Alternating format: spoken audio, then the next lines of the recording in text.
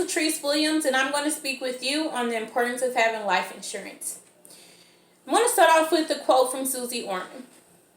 If a child, a spouse, a life partner, or a parent depends on you and your income, you need life insurance.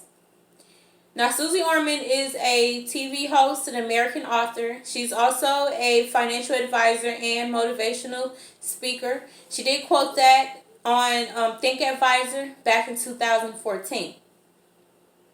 Do you know what position your family's going to be in if something happens to you? Will you leave behind unpaid bills? Will your children's college tuition be okay? Will your debt fall on your family? Life insurance can be an important part of your financial life and can benefit you in so many ways. Gateway Financial article Advantages and Disadvantages of Life Insurance, posted earlier this year, shares how the life insurance can be income tax free for the beneficiary. Tax free? That's a good way to help your family if something happens to you. Today we're going to talk about 3 different types of insurance that you're able to get for you and your family if you don't have insurance. Now, whole life is a long-term investment just in case something happens to you. Second, you have universal life, which is a more permanent policy, but it does secure cash value and protects your family in the long run. And then lastly, there's an option of term life, which is an option for short term or long term. Now we're going to start with whole life. Now whole life again is an investment for you in the case something happens to you over a long period of time. It does gain cash value over time, and you can access that cash value over your lifetime. So if you have a long-term illness, you're able to have this life insurance and you'll be financially okay. However, if whole life is not an option for you, you have the option of universal life. Universal life is a permanent policy which has cash value as well, and it protects your family in the long run. It's also known as adjustable life insurance because it's more flexible. You can reduce it or increase it based off of your needs. If you increase it, you do have to go through a medical examination and qualify for it. If you reduce it, you don't have to give up your cash, your policy. So that's a good option for some people. And you can also partially withdraw from it, but you can only withdraw from it at certain times, which is stipulations to it. And your cash value does decrease if you do take from the cash value. Now, furthermore, if you're not able to afford whole life or universal life or insurance period, there are the options of the term life, which is more affordable for some people. NerdWallet article 4 Advantages of Term Life, posted back on February 27th in 2015, shares some of the advantages for term life. One is that it is paid within a specific term. Again, can be short term.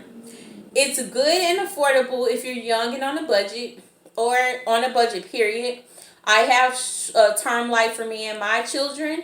It is very affordable. I have a really good policy, and I only pay $40 a month for me and my children, so that if something happens, like with the epidemic that we're going through right now, and I'm not working, I can still pay that $40 a month to make sure me and my children are covered.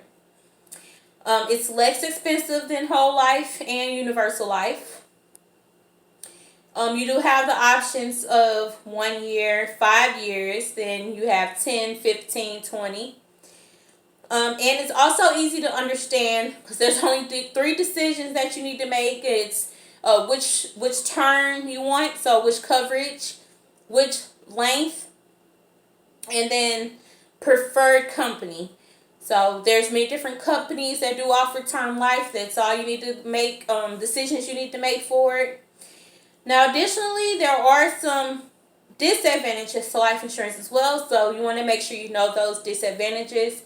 For some of those, the premiums can be very high if you're older or unhealthy. It really depends on your medical profile after you get an examination. For term life, You don't have to get a examination so far with most of them. If you're not well informed or don't know much about the insurance, you could be misled and then you can sign into a policy. You can sign one that's not enough coverage. You can sign one that's too much coverage. So you want to make sure you do your research before you sign into a policy. And with term life, you're only covered if sudden death within that term. So if you died 2 days after your term ended, you're not covered. So, well, now you know the benefits of having life insurance, whether it's good or bad. Do you know which one is the best one for you?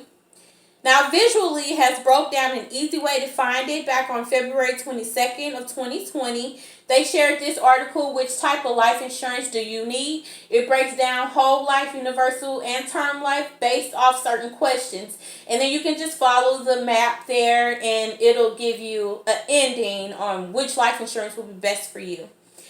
Now, whole life has long-term value. Universal has cash value, and you can get it when you need it, but there are again stipulations.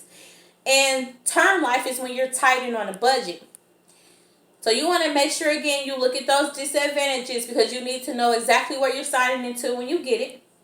Now, making sure your family is in a good position just in case you must leave them at the last minute is a very helpful and responsible thing to do. So you want to take your time and you want to invest in your family's life because, again, they can use that life insurance if anything happens to you for debts, funeral, education costs, mortgages, and income replacement just in case.